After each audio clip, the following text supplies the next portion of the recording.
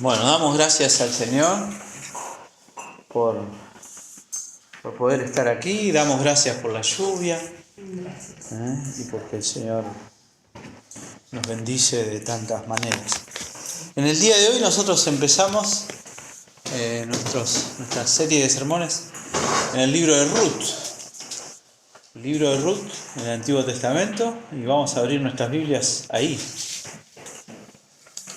¿Todos lo han leído o no? ¿No? ¿Nunca? Sí. Es una historia bastante conocida, pero bueno, siempre eso tiene la palabra de Dios, ¿no? Cada vez que uno la lee.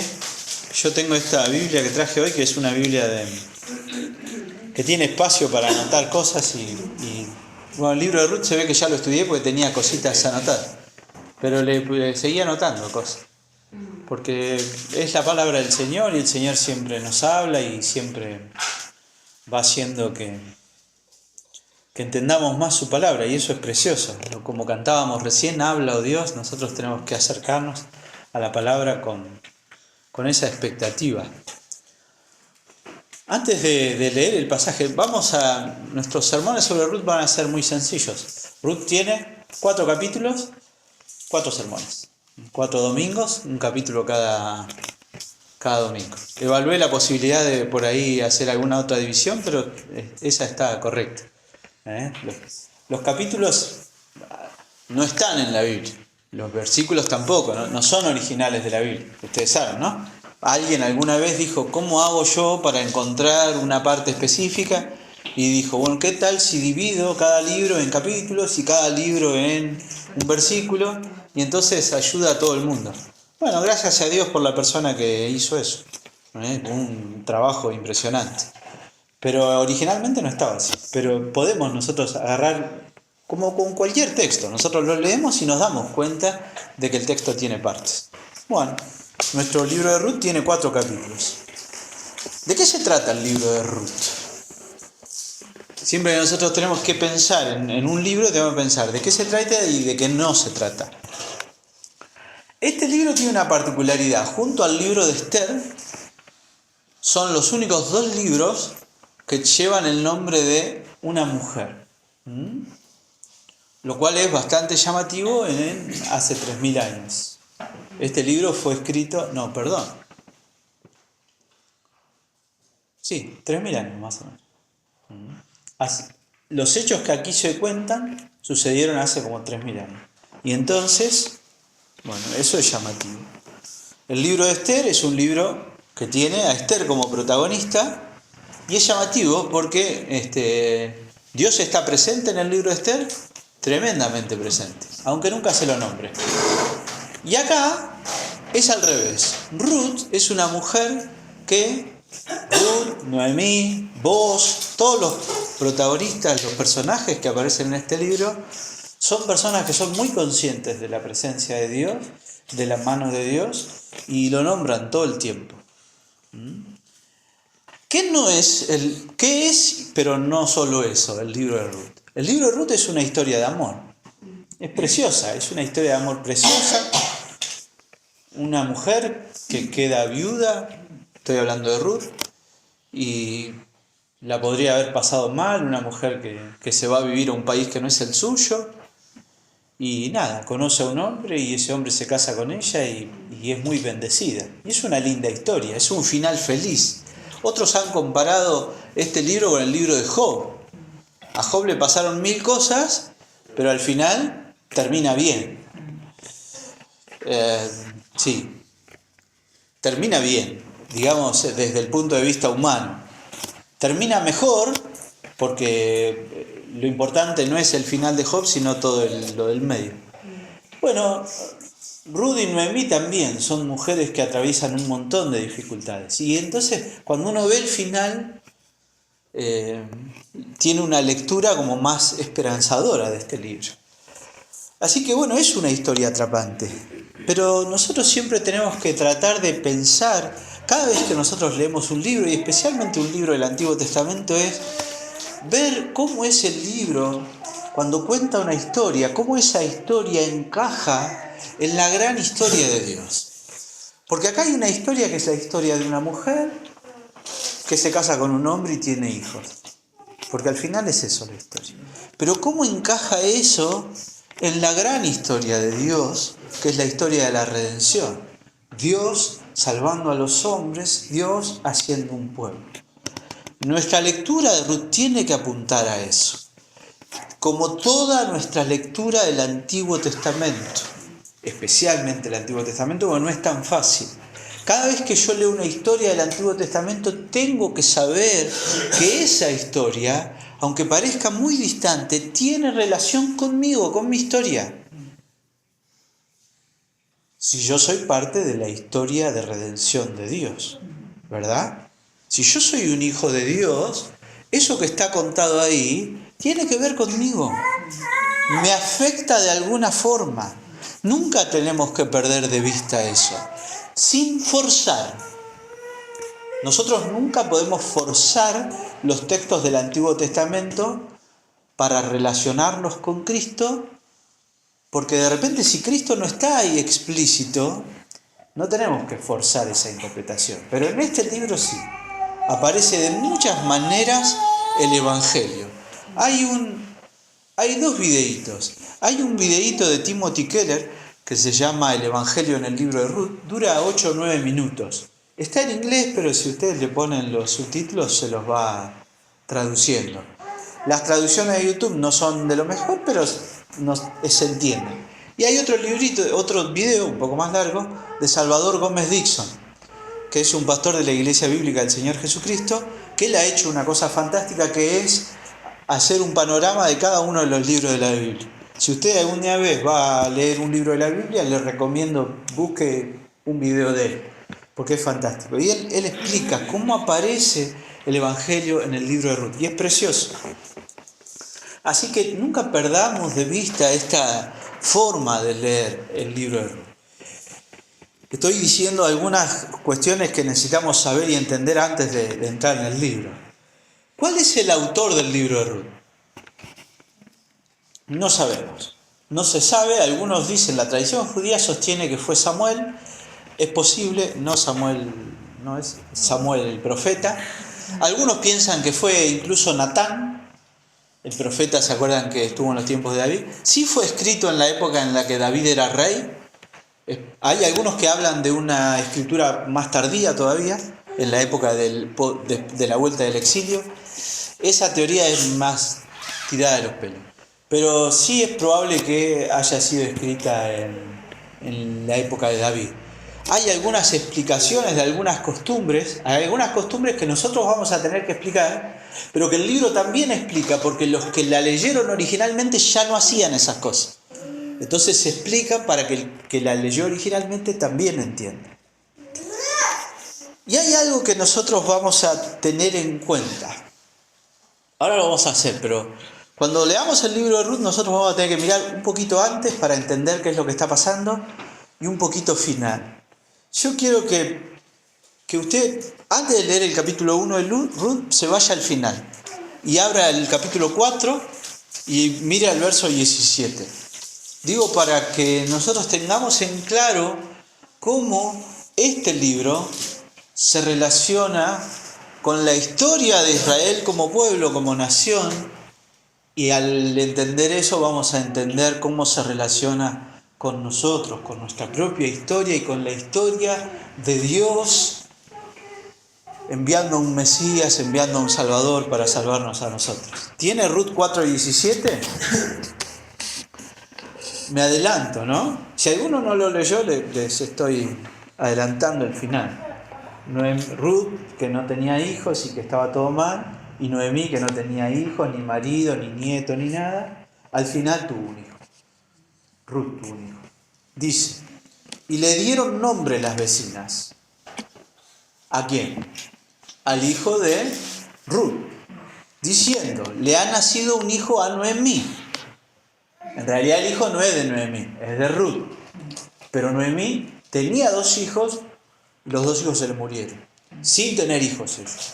Así que este es hijo de la nuera. Ahora explicamos. Y le llamaron, ¿cómo llamaron a este niño? Obed. Bueno, está bárbaro, linda historia, linda, ¿no? Alguien que... en la Biblia muchas historias hay así. Leyendo otra cosa, paréntesis. Para nosotros es raro. Yo tengo muchas chicas de mi edad que estudiaron conmigo que no son madres. Nunca se casaron, no son madres. Es una decisión, pero nosotros entendemos que la Biblia llama. ¿Sí? Y también en esta cultura, si una mujer no tenía hijos era tremendo, era re feo. Hoy nuestra cultura mira con desprecio ¿a qué mujeres mira con desprecio nuestra cultura? A las gordas, a las canosas y a las tontas que se quedan en la casa.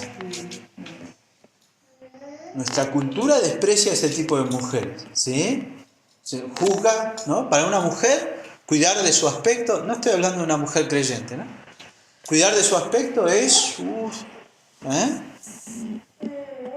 o desarrollarse, todo eso es lo esperable. Bueno, en esta época era tener un hijo. Tener un hijo era muy importante. Una mujer que no tuviera hijos, que no le diera hijos a su esposo, era una tragedia tremenda. Y vemos a mujeres de Dios sufriendo por eso. Bueno, Dios bendice a Noemí dándole un nieto a través de Ruth. Ahora, lo importante, y acá viene el punto, ¿quién es ese nieto? ¿Quién es Obed? Obed después va a tener un hijo. ¿Cómo se llama ese hijo? Isaí.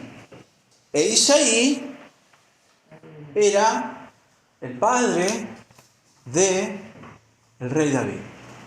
El libro de Ruth está ubicado entre Jueces y los libros de Samuel. Y este libro nos ayuda a entender de dónde viene David. ¿Cuál es la familia de David? Cómo el Señor intervino en la historia de David. Pero nosotros, que hoy tenemos el panorama más completo, sabemos que nuestro Señor Jesús es el Hijo de David.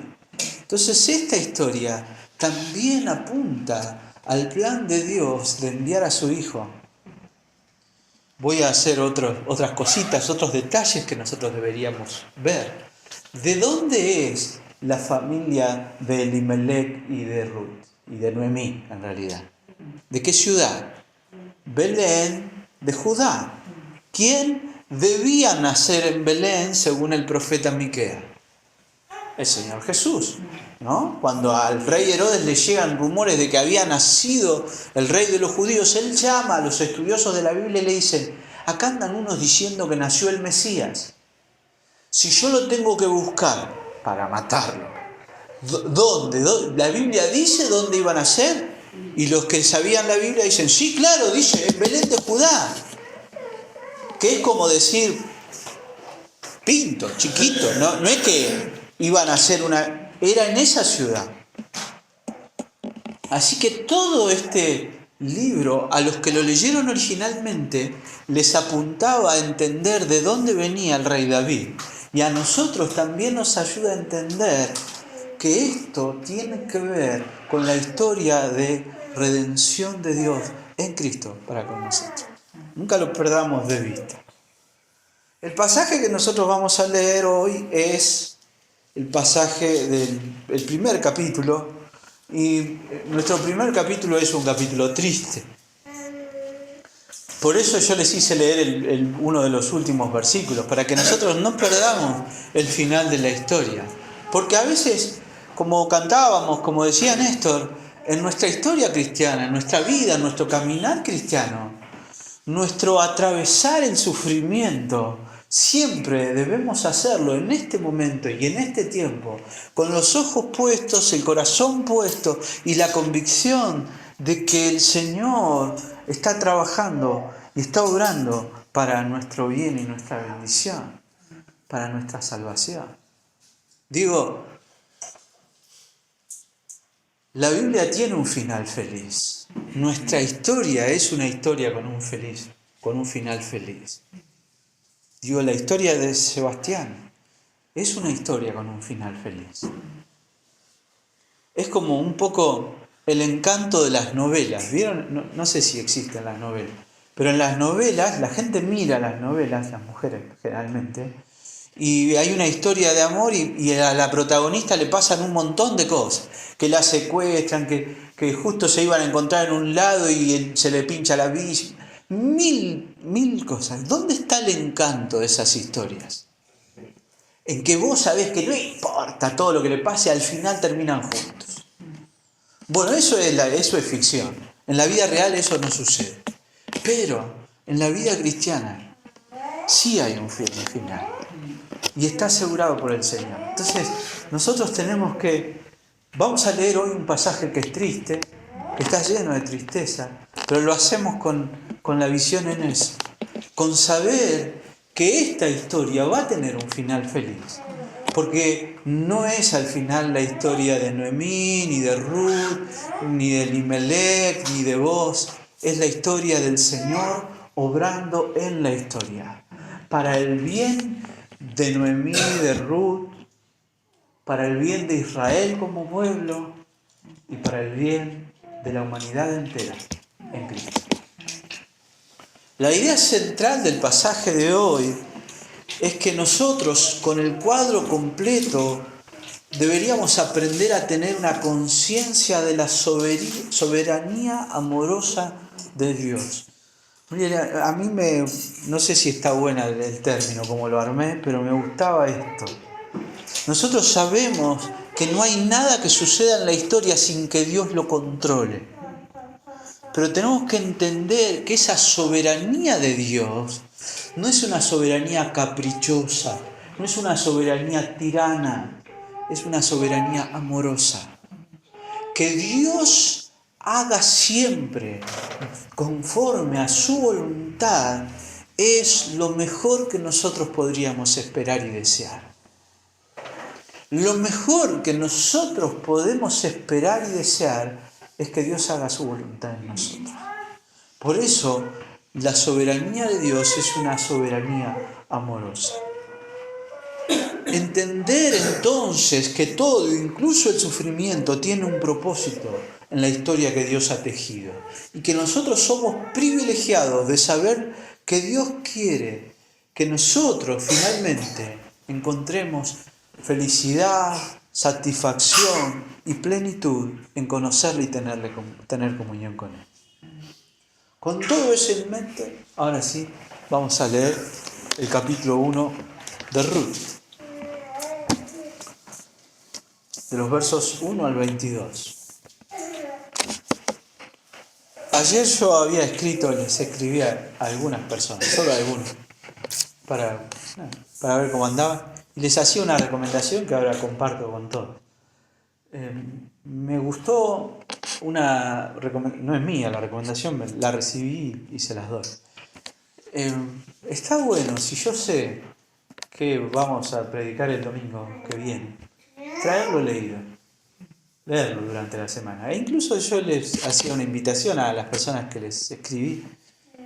Léanlo y si hay alguna pregunta que surge, algo, compártanla, porque al final lo que nosotros hacemos es abrir la Biblia y explicarla, ¿no? Y bueno, a mí cuando yo leo, yo pienso, ¿qué dudas tendrán los que leen? Pienso primero en qué dudas tengo yo, qué cosas no entiendo. Pregunto en casa, pero también ustedes pueden compartir. ¿Por qué pasó esto? Bueno, para algunas cosas vamos a tener respuestas, otras no.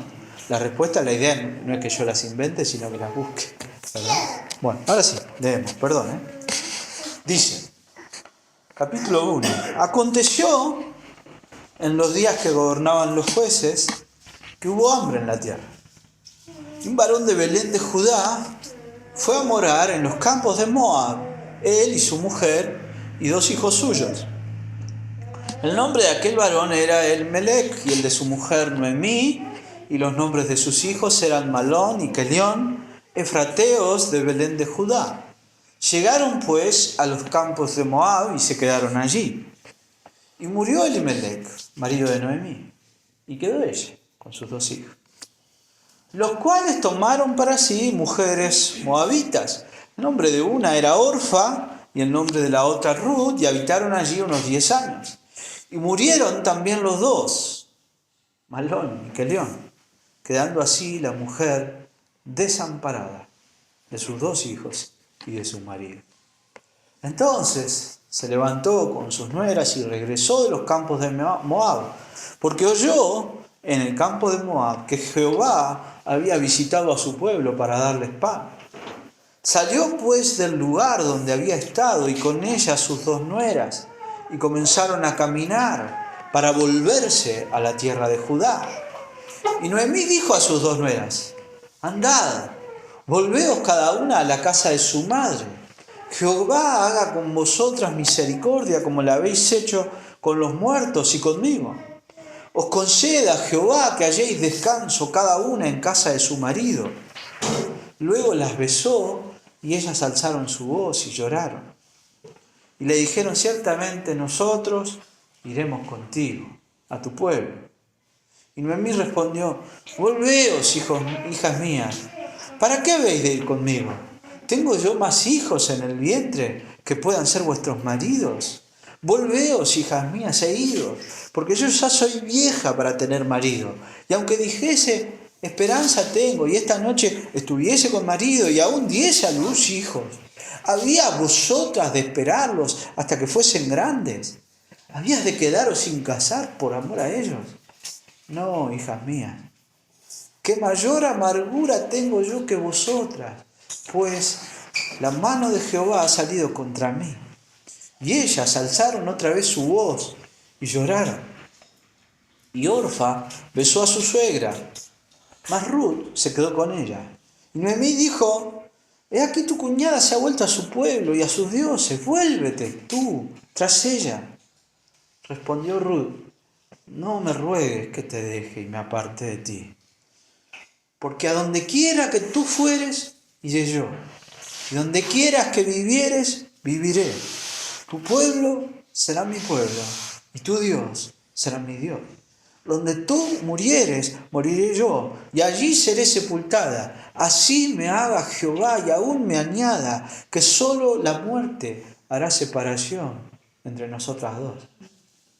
Y viendo Noemí, estaba tan resuelta a ir con ella, no dijo más.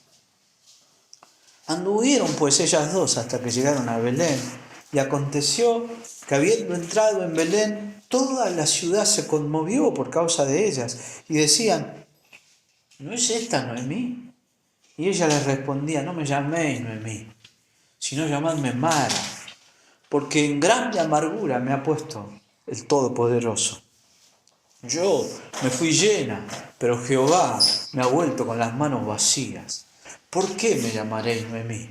Ya que Jehová ha dado testimonio contra mí y el Todopoderoso me ha afligido. Así volvió Noemí y Ruth, la moabita, su nuera, con ella.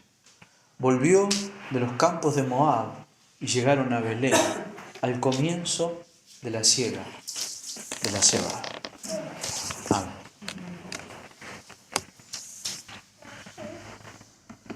Yo les decía, hay un tema que atraviesa todo el libro de Ruth, y es el tema de Dios estando detrás de la historia, la mano de Dios detrás de todo esto que sucede. Como oraba hoy Néstor, a veces pasan cosas que nosotros no entendemos por qué pasan. Y el hombre que no conoce a Dios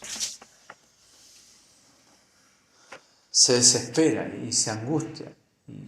Y está bien que se angustie, porque piensa que el mundo no tiene sentido, que las cosas no tienen sentido. ¿Qué hacemos si el mundo no tiene sentido? ¿Qué nos queda? Pero si nosotros conocemos al Señor y sabemos que no hay nada en este mundo que se escape a su soberanía, bueno, nuestra actitud es distinta. El caminar cristiano es un caminar en conocer más a Dios. Y al final es esto, cuando la Biblia dice: el justo por la fe vivirá. Nosotros en esta tierra estamos para conocer cada día más a Dios. Y cuanto más conocemos a Dios, más vamos a confiar en Él, más vamos a descansar en Él, y más vamos a buscar en nuestras vidas obedecer su voluntad. Pero todo eso depende de nuestro conocimiento de Dios. Si nosotros no conocemos a Dios, no confiamos en Dios. Si nosotros estamos flacos en nuestra confianza en Dios, lo que nos falta no es convencernos de que tenemos que confiar más. Lo que nos falta es conocer más a Dios. Conocerlo más profundamente. En la Escritura, obviamente. Y entonces quiero hablarles de esto, de la conciencia, de tener conciencia de la soberanía amorosa de Dios. Y en primer término lo que nosotros vamos a ver en este pasaje es que una conciencia de la soberanía amorosa de Dios nos va a sostener en las aflicciones y en las consecuencias del pecado. Saber que Dios es amoroso y soberano nos sostiene en las aflicciones.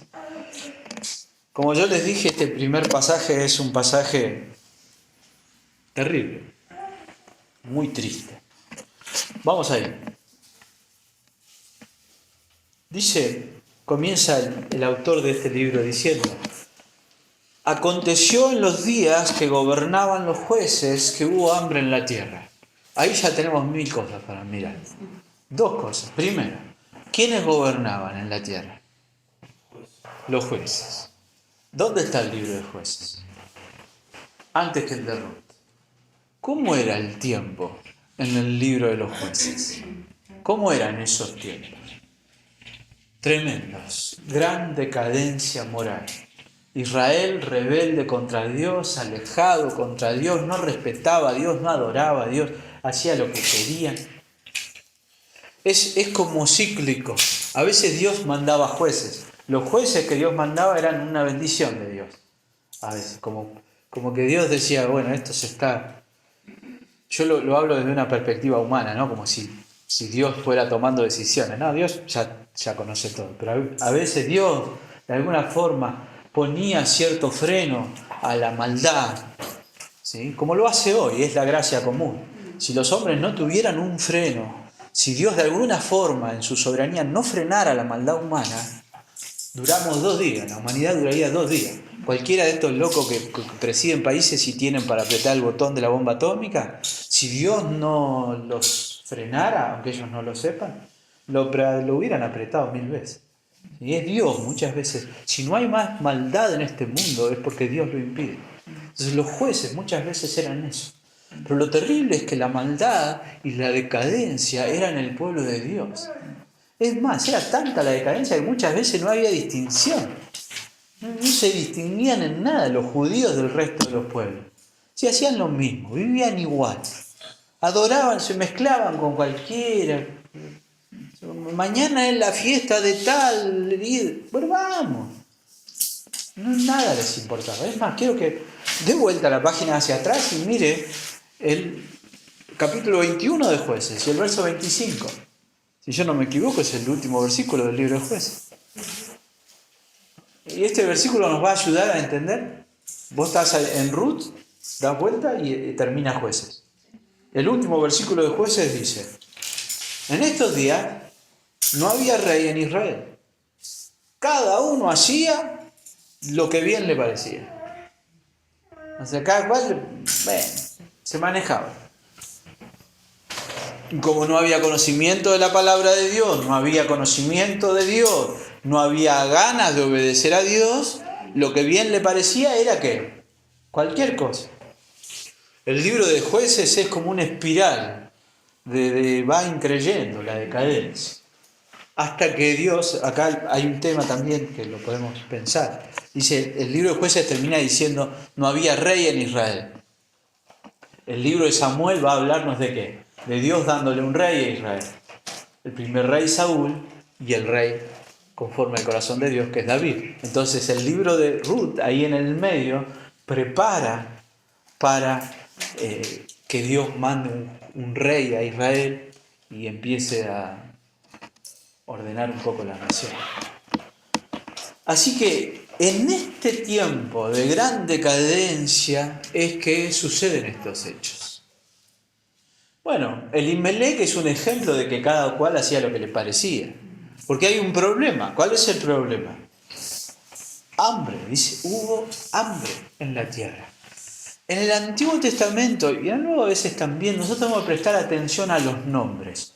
Todos los nombres tienen un significado. Ahora vamos a ver los significados de los nombres de las personas. Pero Belén, Betlehem, ¿qué significa? Casa del pan. Bueno, en la casa del pan no había pan. Es una ironía, no había. Un lugar que se llame, ¿qué se llama? La fiesta nacional de la galleta, acá, y que no haya galleta, no hay. ¿No? Es una ironía. Acá no hay fiesta de qué? Del queso. La fiesta del queso. Y no hay ni una fábrica de queso. Es una ironía. Bueno, en Belén, la casa del pan, no había pan. ¿Por qué no había pan? Porque no había comida. ¿Por qué Dios había permitido que viniera hambre en la tierra? Porque es Dios. Miren, yo tengo 3 versículos, anótelo, vamos a leer uno solo, porque si no se nos hace mucho. Deuteronomio 11, 13 al 17. Deuteronomio 28, del 1 al 2 y del 15 al 19. Levítico 26, del 19 al 20. Esos 3 versículos, no los busque, anótelo, después los busca en la casa. Dice, voy a leer el primero, Deuteronomio 11. Si obedecieres, le dijo el Señor a Israel en Deuteronomio, o sea, cuando ellos llegaron a la tierra prometida. Si obedecieres cuidadosamente a mis mandamientos, que yo os prescribo hoy, amando a Jehová vuestro Dios y sirviéndole con todo vuestro corazón y con toda vuestra alma, yo daré la lluvia de vuestra tierra a su tiempo, la temprana y la tardía, y recogerás tu grano, tu vino, tu aceite. Daré también hierba en tu campo para tus ganados, y comerás y te saciarás. Guardaos, pues, que vuestro corazón no se infatúe y os apartéis y sirváis a dioses ajenos, y os inclinéis a ellos, y se encienda el furor de Jehová sobre vosotros, y cierre los cielos y no haya lluvia, ni la tierra de su fruto, y perezcáis pronto de la buena tierra que os da Jehová. ¿Cómo era la tierra de Israel? Buena. ¿Por qué a veces? Dios les anticipó. En el 28 Dios les dice, miren, yo pongo hoy delante de ustedes la maldición y la bendición. Si ustedes me obedecen, la obediencia va a traer bendición, como hoy. La obediencia va a traer bendición. La desobediencia va a traer maldición. Y eso explícitamente se vio. Cada vez que nosotros vemos a Israel siendo desobediente a Dios, desleal a Dios, vemos que Dios los deja, les quita su bendición. Es la consecuencia de su desobediencia. Y entonces los animales se les mueren, los sembrados van mal, los enemigos le ganan. Cada vez que Israel fue fiel a Dios, el ejército eran 2 soldados con una gomera y el Señor les dio la victoria. Pero cada vez que Israel no buscó a Dios y lo desobedeció, tenían el mejor ejército de la tierra y igual perdían. Ese es un patrón que nosotros vemos. Entonces, este hambre que hubo en la tierra es el juicio de Dios sobre Israel. Y dice ahí que en esa época había un varón de Belén de Judá que dijo, acá estoy pasando hambre, me voy a buscar otro lugar donde no pase hambre. Y se fue a Moab. Si ponele, ¿no? Nuestro país es inestable, hay mucha gente que decide irse del país, ¿no? Ustedes, chicos, que son un matrimonio joven, les surge la oportunidad de irse a vivir a España, Italia, a Canadá. ¿Está mal? No necesariamente. ¿Está bien? Dios sabe cuáles son sus planes. El problema está acá en que, ¿dónde vivía Elimelech? En Israel, era judío. ¿Y a dónde se fue a vivir? A Moab. Digo, si alguien alguna vez necesita mudarse a alguna ciudad, una mala elección es irse a una ciudad donde no hay un lugar donde congregarse, por ejemplo. ¿No? Llevándolo a nuestro tiempo. Bueno, Elimelech dice, yo yo de hambre no me muero, me voy a otro lugar, me voy a Moab, al peor lugar,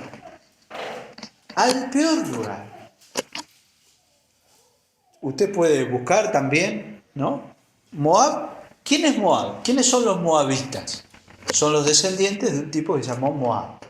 ¿Quién era Moab? ¿Quién era el papá de Moab? ¿Quién sabe? A ver, Noemí. El incesto del padre. ¿El papá quién era? Lot. ¿Y la mamá? Una hija de Lot. Después de la destrucción de Sodoma y Gomorra, ellas dicen, muere un montón de gente, dicen, nos vamos a morir, no vamos a tener hijos, porque no hay hombres ahora en la tierra. ¿Qué hacemos? Emborracharon a su padre, tuvieron un hijo con su padre. Tremendo, ¿no?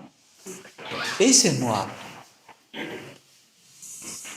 En Deuteronomio 23, el Señor le dice a Israel, miren lo que le dice, no entrará amonita ni moabita en la congregación de Jehová, ni hasta la 10ª generación de ellos. ¿No? Si vos venías y querías ser parte de Israel, y empezaban a revisar, bueno, a ver, ¿tu papá era moabita? No, vamos para arriba. ¿Tu abuelo era moabita? No. ¿Tu bisabuelo era moabita? No. Y así, ¿cuántas generaciones? Si en la 9ª generación había un moabita, listo, no podías. Porque Moab era un pueblo enemigo de Dios. Cuando Israel atraviesa el desierto viniendo de Egipto, un rey moabita no quiere eso, tiene miedo, porque Israel viene con el favor de Dios venciendo, y es el que le paga a Balaam para que vaya y los maldiga, ¿se acuerdan? Anote, ¿no? Deuteronomio 23, del 3 al 6, dice. Les hago la comparación. ¿No? La idea de que alguien que tuviera un antecedente moabita entrara hasta 10 generaciones. En el caso de un egipcio, ¿cuántas generaciones había que contar? 3 nada más. Y ni siquiera eran parientes.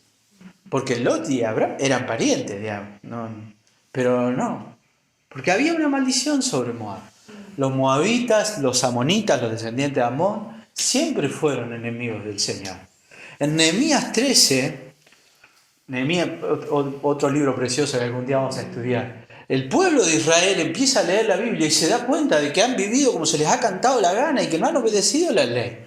Y dice en un momento, Nehemías 13, 23, vi asimismo en aquellos días a judíos que habían tomado mujeres de Asdod, amonitas y moabitas, y la mitad de los hijos hablaban la lengua de Asdod porque no sabían hablar judaico, sino que hablaban conforme a la lengua de cada pueblo.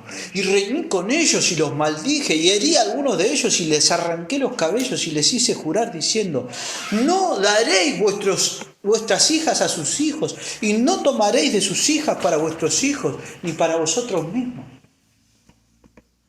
¿No pecó por esto Salomón, rey de Israel?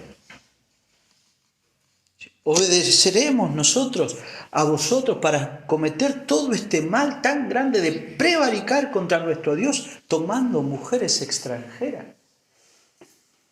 O sea, Elimelech tomó una decisión horrible. Pensó en su conveniencia y él dijo, bueno, no, yo me voy a Moab. O sea, había otros lugares en Israel donde la hambruna no era tanta. O si hubiera aguantado. No lo sé. Siempre nosotros debemos pensar que probablemente hubiéramos hecho lo mismo, ¿no? Pero él eligió la peor opción, se fue a Moab. Y él se fue, y voy acá a hablar de los nombres. Piensen en los nombres. Así como Belén significa casa del pan, y es algo llamativo y que tiene un valor, Elimelech significa mi Dios es rey. Bueno, él actuó como diciendo, yo soy rey mío y hago lo que yo quiero. No pensó en obedecer a Dios. Y ya que estamos, le digo, ¿qué significa Noemí? Noemí significa amable, placentera, alegre. Es un lindo nombre, Noemí. Significa una cosa linda. ¿Qué significa Malón? Enfermo. Y que león significa quebrantado o consumido. Para que vean la importancia de los nombres acá, cómo influye. Bueno, seguimos, ¿no? El nombre de aquel varón era Elimelech, el de su mujer Noemí, y los nombres de sus hijos eran Malón y Kelión. Efrateos de Belén de Judá. Efrateo puede significar dos cosas. Puede significar de la tribu de Efraín, pero ellos no son de la tribu de Efraín. ¿De qué tribu son? De la tribu de Judá. Porque el Mesías tiene que nacer ¿en qué tribu? En la tribu de Judá. Pero a Belén se le llamaba así, Belén Efrata, o Belén Efratá. Creo que es Efrata que se conoce. En Miqueas, que en el Nuevo Testamento se menciona, dice, oh tú, Belén Efrata, entre las pequeñas, una ciudad pequeña ha sido elegida para que el Mesías nazca en vos, ¿no? Esa era la profecía. Viene de ahí. Llegaron, dice, pues, a los campos de Moab, para pasarla bien, y se quedaron allí. O sea, se quedaron un tiempo ahí. Y murió Elimelech. O sea, este hombre que tomó la decisión de yo me voy, así no tengo los problemas de esto, no me muevo, va a Moab y se muere. Y quedó ella, Noemí, con sus dos hijos. ¿Y qué hicieron los hijos? Tomaron para sí mujeres moabitas. Es decir, dijeron, llegó un momento en que querían casarse. ¿Qué dijeron? ¿Qué podrían haber hecho? Podrían haber ido a Israel y buscar mujeres judías. El Señor les había dicho a Israel, es muy clarito el mandato, no se casen, no tomen mujeres de otras naciones, no se mezclen. ¿Por qué? La mujer de un hombre ejerce gran influencia sobre él. La mujer de un hombre ejerce gran influencia sobre él. ¿Sí o no? Sí. En él, para bien, y ese es lo que tienen que hacer las hermanas, o para mal. ¿Cuál era el problema con que fueran moabitas? Que no adoraban al Dios de Israel. Adoraban a sus dioses, a Quemos, que es uno de los dioses de los moabitas. Tenían unas ceremonias horribles. No vamos a entrar acá en detalle. Pero estos hombres, en vez de buscarse mujeres judías, ya está, si se habían ido a Moab, no les importaba mucho. Tomaron mujeres moabitas para ellos. Una era Orfa y la otra era Ruth, la que va a dar nombre al libro, porque es la protagonista, Ruth. Y habitaron allí unos 10 años. Se casaron ellos y por 10 años vivieron cada cual con su mujer. Da a entender como que fue más o menos al mismo tiempo. Y murieron también los dos. Otra tragedia. Malón y Kelión. Quedando así la mujer, Noemí, desamparada de sus dos hijos y de su marido.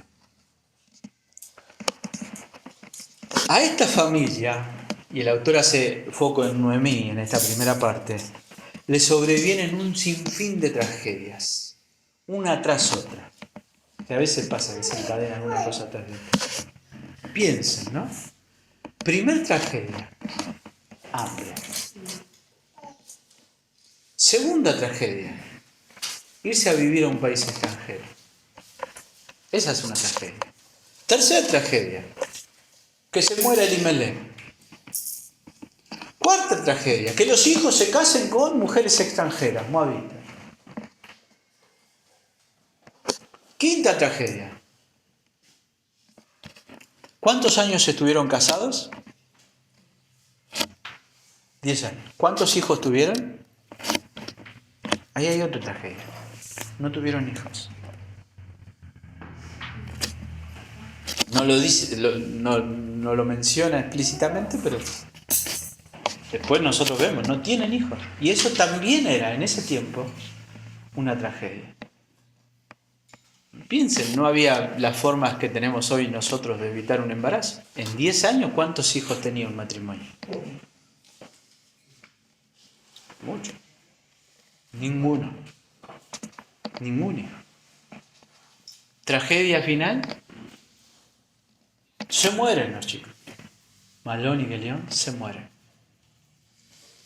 Y Noemí queda desamparada. La palabra que usa el pasaje es azab. Es decir, sin refugio, sin nadie que la proteja, sola en un mundo hostil. Nosotros estamos mirando este pasaje con la vista puesta en el verso final de Ruth. Pero nosotros tenemos que recordar que una conciencia, ser conscientes, saberlo, tenerlo como una convicción en nuestros corazones, de que el Dios amoroso es soberano, nos va a sostener en las aflicciones. Y estas aflicciones de Noemí son no tragedias, son la consecuencia del pecado de Elimelec. Por eso hablo de soberanía amorosa y misericordiosa de Dios. Porque Dios a esta... No quiero usar una palabra fea, pero lo que hizo Elimelec es atroz. Es una insensatez tremenda. Y Dios, en sus planes, tiene la posibilidad, y lo va a hacer, de hacer que esto termine convirtiéndose en algo bueno. En medio de un sinfín de tragedias, era difícil ver y recordar la misericordia de Dios, pero nosotros, es ahí cuando nosotros necesitamos ser conscientes de esto. Dios es soberano, Dios es amoroso.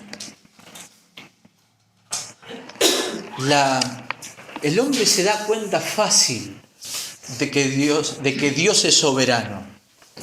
Digo, incluso el hombre que no conoce al Dios de la Biblia. Porque el hombre se da cuenta, es muy fácil. Vivís 3 días y te das cuenta de que hay cosas que no están en tu control. Vos planificás y decís, hago así, así, asá, tuki. Llovió y te arruinó los planes. Se te pinchó la bici, se te arruinaron los planes. El hombre se da cuenta muy fácilmente de que hay cosas que escapan de su control. Y entonces nosotros en la Biblia vemos que Dios sí tiene el control. Pero también vemos que el Dios que tiene el control es un Dios amoroso hacia sus hijos. Entonces nosotros tenemos que recordar eso. Y lo necesitamos recordar en medio de la aflicción, en medio del sufrimiento. Si esa aflicción que nosotros no hay nada en nuestra conciencia que el Señor nos señale, que no es fruto de nuestra ignorancia, de nuestra porfiadez, etc. Confiemos. Y si es fruto de nuestra insensatez, ¿qué tenemos que hacer? Arrepentirnos y pedir misericordia del Señor. ¿Las consecuencias de nuestro pecado van a estar? Probablemente sí. Porque siempre nuestras decisiones tienen consecuencias. Pero Dios es amorosamente soberano. Y esto tiene que sostenernos a nosotros en esas circunstancias. Él es Dios, Él es bueno, Él es poderoso, Él está en control. En segundo lugar, una conciencia de la soberanía amorosa de Dios nos da la convicción necesaria para hacer lo correcto, aunque aparentemente nos perjudique. Contrastando, Elimelec en su momento, en tiempo de hambre, dijo, ¿qué hago? No me quedo acá, me voy a otro lugar. Hizo lo que le convino. Acá nosotros vamos a ver a Ruth haciendo lo que no le conviene y a Noemí haciendo lo que no le conviene. Porque van a hacer ¿qué? Lo que honra más a Dios. Vamos al pasaje. Dice, y acá Ruth tiene que tomar una decisión. Dice, entonces se levantó.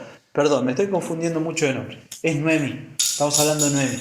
Entonces Noemí se levantó con sus nueras, Orfa y Ruth, y regresó de los campos de Moab, porque oyó en el campo de Moab que Jehová había visitado a su pueblo. O sea, es evidente que ellas trabajaban en el campo, ¿no? En la cosecha.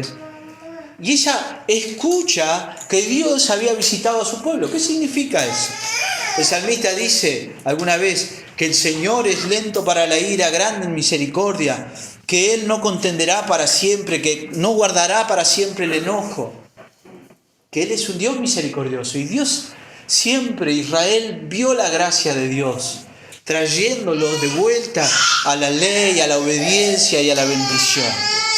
Y entonces cuando Noemí se entera de que en su tierra, en Belén, hay pan, hay comida, luego de haber perdido a su esposo, de haber perdido a sus hijos y haberse quedado desamparada y sola, toma la decisión de volverse. Y obviamente sus nueras vienen con ella. Son 3 mujeres solas. Y Noemí le dice, y se salió pues del lugar donde había estado, y con ella sus 2 nueras, y comenzaron a caminar para volverse a la tierra de Judá. Pero Noemí se da cuenta de algo. ¿Qué van a hacer sus nueras en Judá? Son viudas, son moabitas. ¿Quién se va a casar con ellas? ¿De qué van a vivir? Y Noemí piensa, por ahí, si yo me voy con ellas, ellas me ayudan. Pero yo no les puedo hacer eso. Yo no puedo obligarlas a venir conmigo a que la pasen mal. Israel es mi pueblo. A mí me van a recibir bien. No eran en esta época muy obedientes a la ley de Dios, pero siempre había alguien que conocía la ley y la obedecía. Lo vamos a ver más adelante, había hombres que vivían la ley. Israel era un pueblo que había recibido un mandamiento del Señor. Éxodo 22 dice, a ninguna viuda ni huérfano afligiréis. En Isaías, cuando el Señor llama al pueblo al arrepentimiento, le dice, lavaos, limpiaos, dejad de hacer lo malo, aprended a hacer el bien, buscad el juicio, restituid al agraviado, hacer justicia al huérfano, amparad a la viuda. En Israel, las viudas, los huérfanos, había una responsabilidad de toda la nación de cuidar de esas personas que no tenían quien las cuide. Y esa misma costumbre la adoptó la iglesia. Nosotros vemos en los primeros tiempos de la iglesia, en Hechos, vemos cómo las viudas eran mujeres que no tenían sustento. ¿Cómo hacían? ¿Cómo hacían? Y entonces Noemí piensa, yo no le puedo hacer esto a mi nuera. Me va a doler, pero bueno, que se queden acá. Ellas son moabitas, que se busquen un esposo moabita y que hagan su vida. ¿Las voy a extrañar? Sí, porque es muy evidente que se aman. Noemí es una hermosa suegra, porque despierta amor en sus 2 nueras, tanto en Orfa como en Ruth. No es que Orfa se vuelve, pero no es que Orfa es una viva bárbara que aprovecha y se desentiende. No, Orfa se vuelve con dolor. Y porque no era el plan de Dios para Orfa, era para Ruth. Y ella les dice, y fíjense, 4 veces les dice, me llamó la atención, 4 veces Noemí les dice que se vuelvan, vuélvanse. Las primeras 3 veces se las dice a las 2, a Orfa y a Ruth. La última vez le dice a Ruth sola, después de que Orfa se vuelve, a Noemí, cuando queda Ruth sola, le dice, volvete, yo no tengo nada para darte. Conmigo no la vas a pasar bien. Y vemos a Noemí pensando no en ella, sino en el bien de sus nueras. Y le dice, volveos cada una a la casa de su madre. Jehová haga con vosotros misericordia. Yo les deseo el bien, como lo habéis hecho con los muertos y conmigo. Ustedes fueron buenas nueras, yo no puedo tratarlas mal, no puedo arrastrarlas conmigo. Ustedes fueron misericordiosas con mi esposo, fueron buenas nueras con mi esposo, fueron buenas esposas con mis hijos. Yo quiero lo mejor para ustedes, vuélvanse. Os conceda Jehová que halléis descanso cada una en casa de su marido. Ojalá encuentren un marido y bueno, ya que tuvieron que atravesar esto, ojalá que el Señor les dé un marido. Y las besa. Y fíjense, hay amor ahí porque dice, alzaron su voz y lloraron. Y las dos le dicen, ciertamente nosotros iremos contigo a tu pueblo. Y Noemí les dice, vuélvanse, segunda vez, hijas mías. ¿Para qué habéis de ir conmigo? ¿Tengo yo más hijos en el vientre?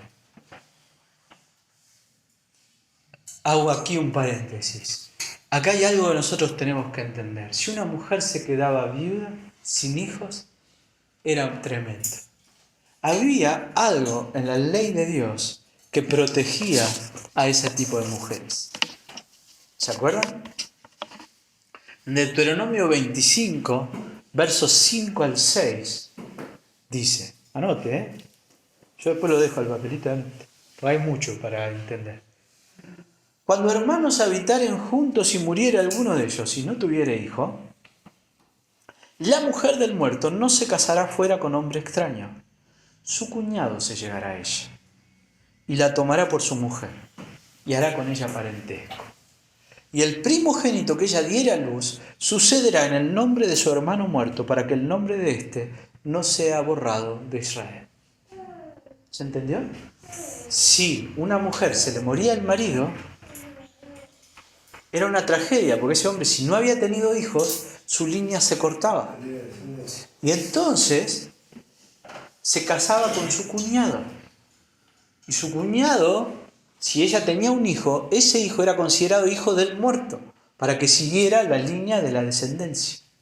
Hay varios pasajes que hablan de eso. Hay un pasaje donde Judá se le muere su esposo, que era viuda, y los yernos, los cuñados, el suegro en realidad, ninguno quiere casarse con ella. Y cuando los obligan, también se niegan a darle un hijo.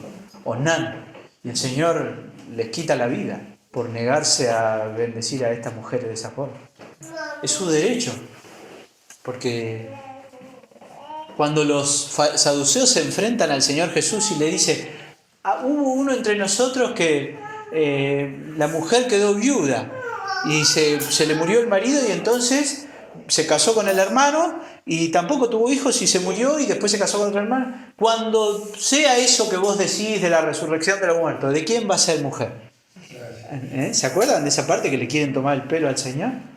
Bueno, es esa institución, levirato se llama. Y entonces Noemí les dice, miren chicas, yo no tengo hijos.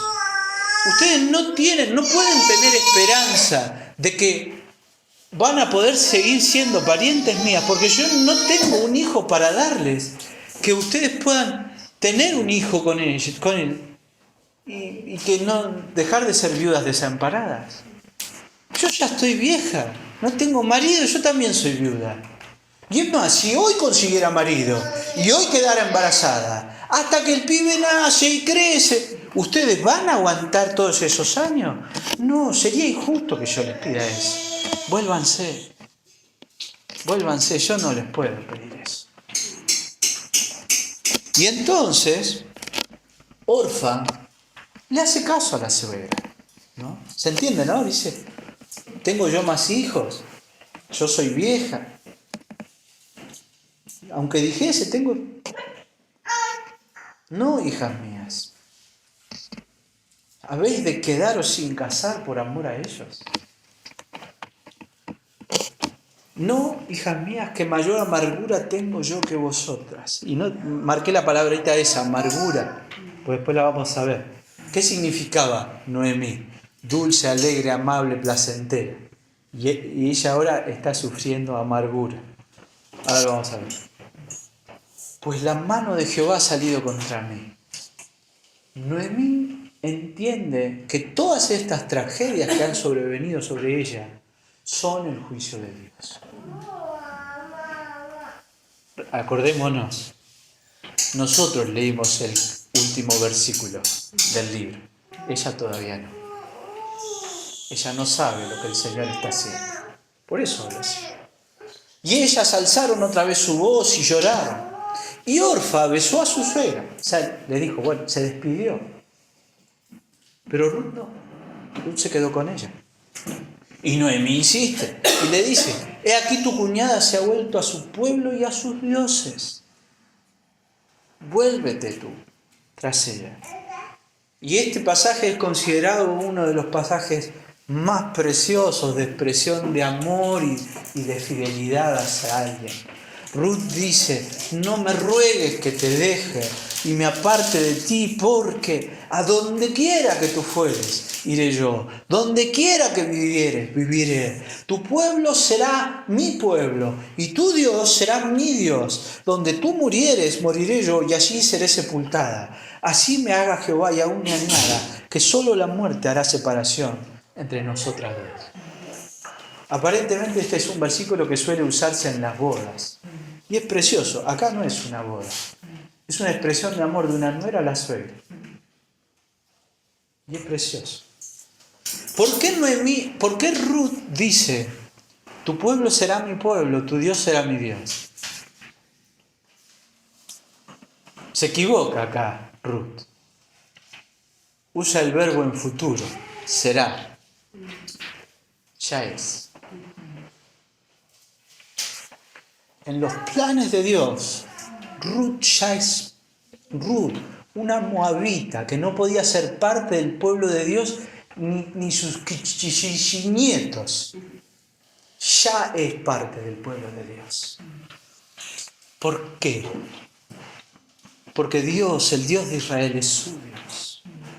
Esto que ella le dice a Noemí en futuro ya es una realidad. Ella ya conoce al Dios de Israel. ¿Cómo? Incipientemente. Muy poco.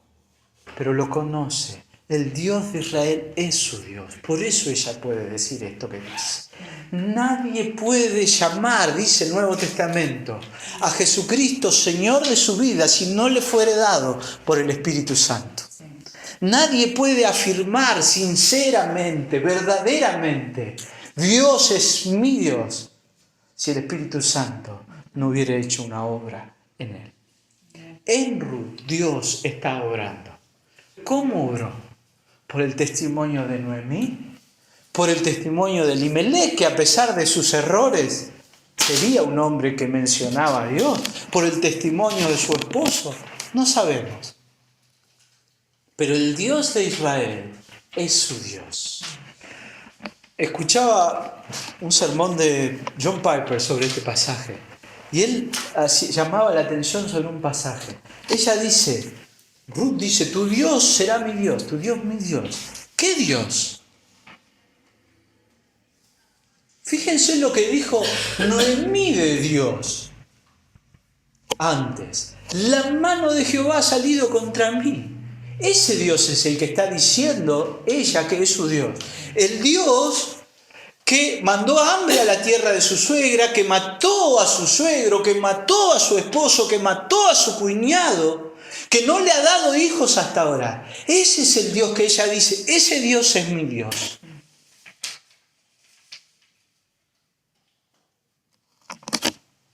Es evidente, el Señor está haciendo una obra en ella. Noemí, al decidir volver a Belén, pensó en lo mejor para sus nueras y les dio la libertad de no seguirla. Pero Ruth decidió hacerlo. Ruth no pensó tampoco en su conveniencia, sino que pensó, porque Dios había puesto eso en su corazón, en que lo más importante era el amor que ella tenía hacia su suegra. En último lugar, una conciencia de la soberanía amorosa de Dios nos debe recordar a nosotros que en los planes de Dios para nosotros todo tiene sentido y propósito, incluso el sufrimiento. Hago aquí un paréntesis, una frase para Twitter. Lo que diferencia a los cristianos de los no cristianos no es que no sufrimos, es que recordamos el amor de Dios mientras sufrimos y entendemos que Dios está haciendo su propósito y su voluntad en nosotros, incluso en medio de ese sufrimiento. No a pesar, sino a través del sufrimiento. Termina el pasaje diciéndonos, anduvieron pues ellas dos hasta que llegaron a Belén. Caminando, es un viaje largo. Y aconteció que habiendo entrado en Belén, toda la ciudad se conmovió por causa de ellas. Y decían, ¿no es esta Noemí? Claro, Noemí se fue hace años, con marido y 2 hijos. Y ahora vuelve sola. Y imaginen ustedes el estado en el que viene. Con hambre, después de haber caminado. Desolada, triste, amargada. ¿No es esta Noemí? Y qué interesante la respuesta de Noemí. Le dice, no me llaméis Noemí, sino llamadme Mara, porque en grande amargura me ha puesto el Todopoderoso. Otra vez se repite aquí la palabra amargura. ¿Por qué? Porque Mara significa eso, amargo. Por eso yo les hablaba de los nombres. No me llamen Noemí, que significa alegre. Llámenme Mara, que significa amargada. No amargada quizá en el sentido que nosotros usamos, ¿no? Esa persona que es amargada y le pone mala onda a todo. Sino entristecida. ¿Tiene Noemí motivos para estar triste? Sí que los tiene.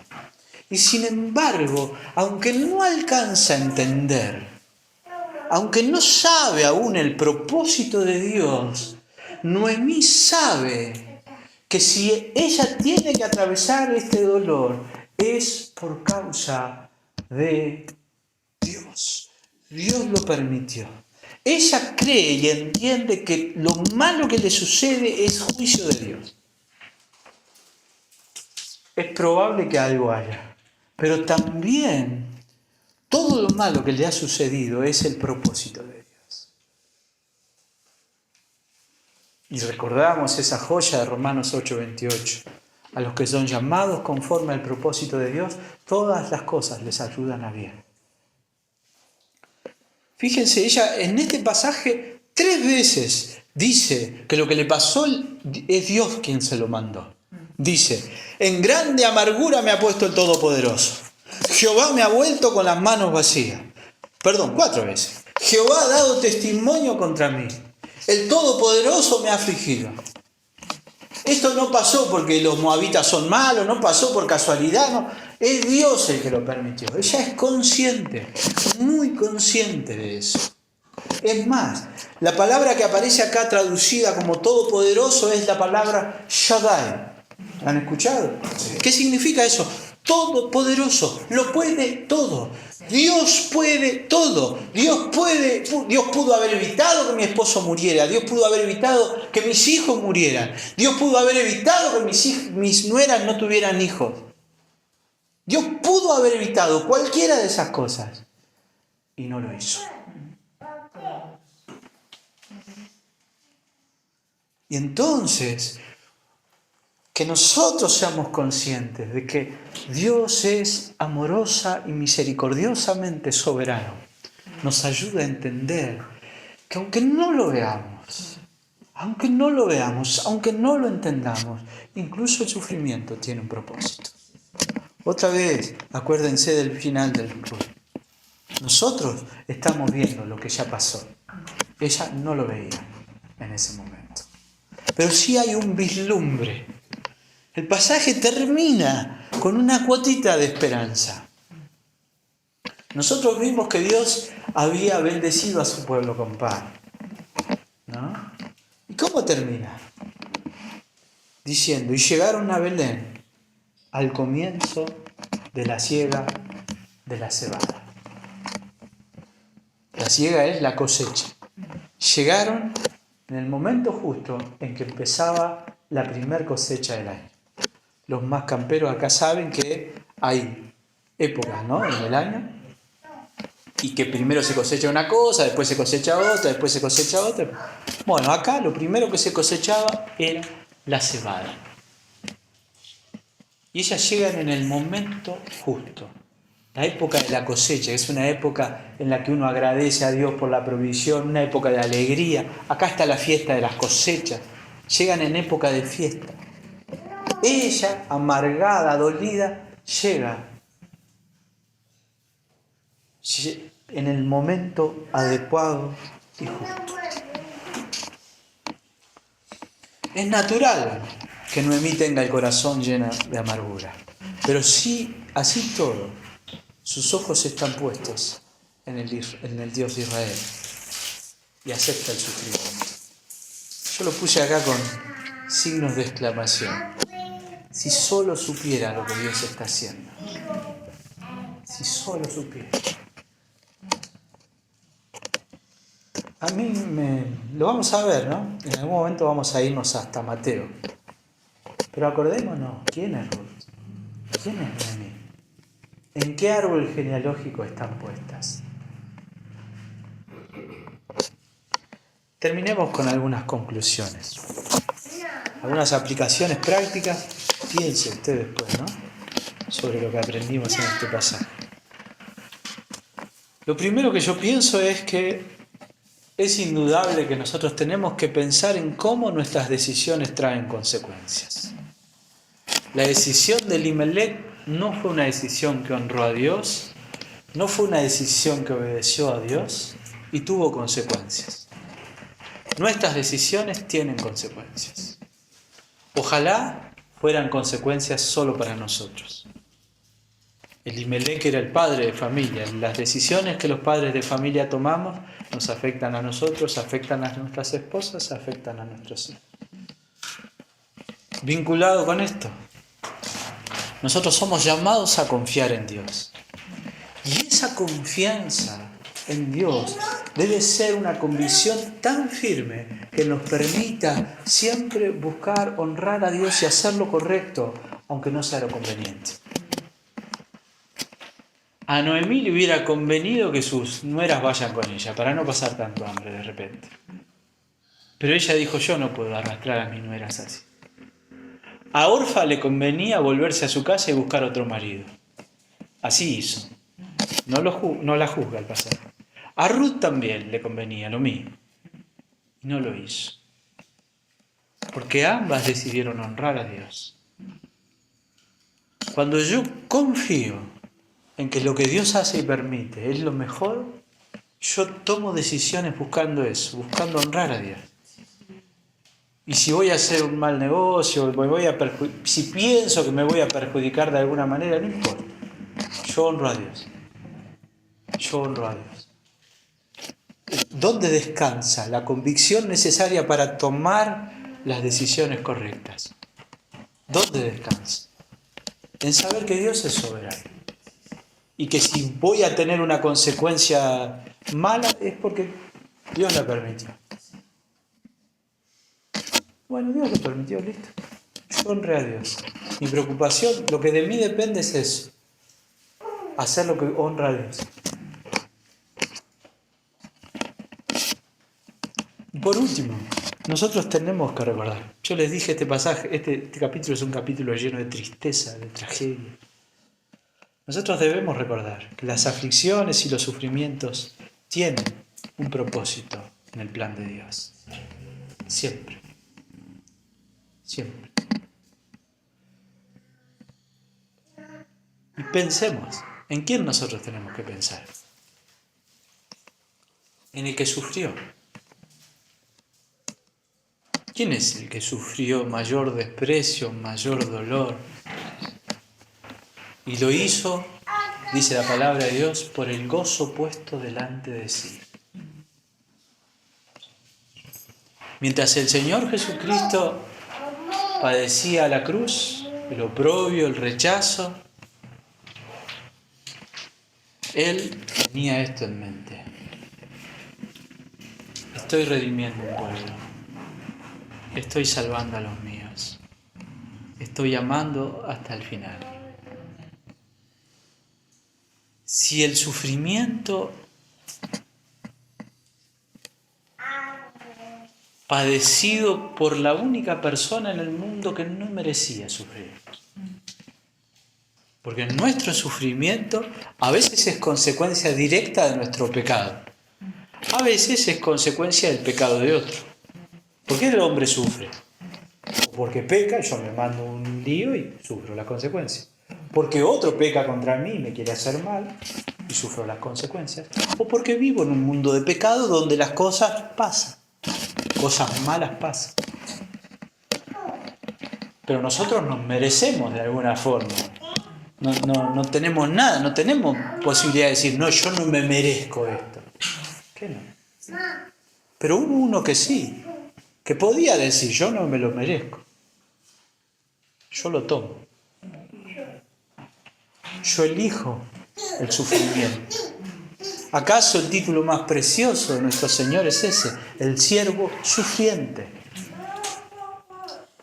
Porque el Señor Jesús atravesó ese sufrimiento sabiendo que estaba cumpliendo con el propósito de Dios. Ahora bien, ¿y acaso esta sea mi conclusión final? Como yo dije al principio, confiar en Dios y tener una conciencia cada vez mayor de su soberanía amorosa depende de que yo conozca a Dios. Cuanto más conozco al Dios en el que he creído, más confío en Él. Y la única forma de conocer a Dios es por medio del arrepentimiento y de haber puesto mi fe en Cristo. Digo, si yo leo esta Biblia de pe a pa y mi fe no está puesta en Cristo, no conozco a Dios. Así como Ruth pudo exclamar, tu pueblo será mi pueblo, tu Dios será mi Dios, nosotros podemos decir eso. Yo soy parte del pueblo de Dios. Dios es mi Dios, solo si hemos creído en el Señor Jesús. Si nosotros no hemos conocido al Señor, no hay forma de que podamos confiar en Él en medio del sufrimiento. Y entonces el sufrir nos confunde, el sufrir nos saca, nos desvía. Volviendo a lo que mencionábamos el domingo pasado, la parábola del samaritano, ¿no? La parábola del buen sembrador.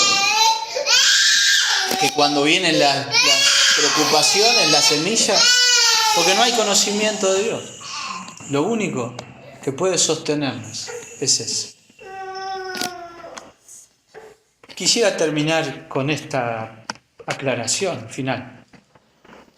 Al final, toda la historia de Ruth no se trata de Ruth, acordémonos. Como nuestra historia no se trata de nosotros. Porque muchas veces la tentación está en poner el foco en nosotros mismos. Si Dios permite en nuestras vidas el sufrimiento es porque Él nos está haciendo más como Cristo y es porque nosotros tenemos el privilegio de ser parte de la historia de Dios, de lo que Dios está haciendo. O sea, nosotros nunca lo tenemos que pensar en términos individuales, de conveniencias individuales. Que Dios tenga la capacidad y la voluntad de transformar lo malo o el sufrimiento en nosotros en algo bueno, no es que Dios me conceda lo que yo quiero. Voy a dar un ejemplo bien clarito. Si yo tengo una enfermedad, yo mañana voy al médico y me diagnostican con una enfermedad mortal, probablemente mi oración inicial va a ser ¿cuál? Sácame de esto. Pero al final lo importante no es lo que yo quiera. Lo importante es lo que Dios quiere. Si yo entiendo que yo soy parte del plan de Dios y que el propósito de Dios en mí es ese, que yo lo conozca, que yo lo amo, Y esto es difícil y es duro, pero hasta es probable que yo abrace la posibilidad de la muerte con paz. Si entiendo que en ese proceso Dios es soberano, Dios sigue siendo Dios y Dios me está amando. Dios quiere nuestro bien, siempre. Nuestro bien no es nuestro capricho, nuestro bien es Él. Él quiere que le conozcamos. En este proceso nosotros lo vamos a ver al final. Ruth y Noemí van a terminar conociendo íntimamente al Dios de Israel. Que nosotros también aprendamos eso. Oremos, hermanos.